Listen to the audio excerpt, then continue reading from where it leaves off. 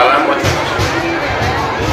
Türkiye'de ve Türkmenistan'ın içinden taşıyıcıda gidilen uçurların, atlayan uçurların kassasının ağzına yüzlerce Türkmenler cemlenşip öl vatanımıza 3 yıldan beri dolanıp bilmeyen, herkili yalan bahaneler bilen halkı etkermeyen, içinde ve daşında kalan Türkmenleri orsun gelmişek cinayetçi toporu bilen Türkmenistan'daki cinayetçi toporun eden ettirdiklerine karşı durup kastanın kapısını depip başladılar.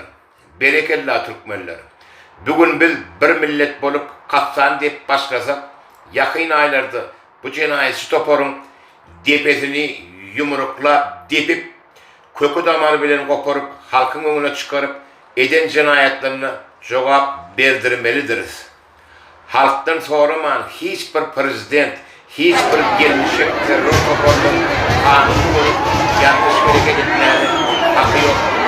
Lokmani yardaydı halkın önüne olur cevap kârlidir. Yine de müngölek berekella vatandaşlar kastanın kapısını içinde ve daşına günne dekmeli. Türkmen halkı azatlığa erkinliğe çıkyança Türkmenistan'ı halkın öyle dolandırmalı vatandaşlar. Orsun gelmişek cinayetçi toporu dolandırmalı değildir.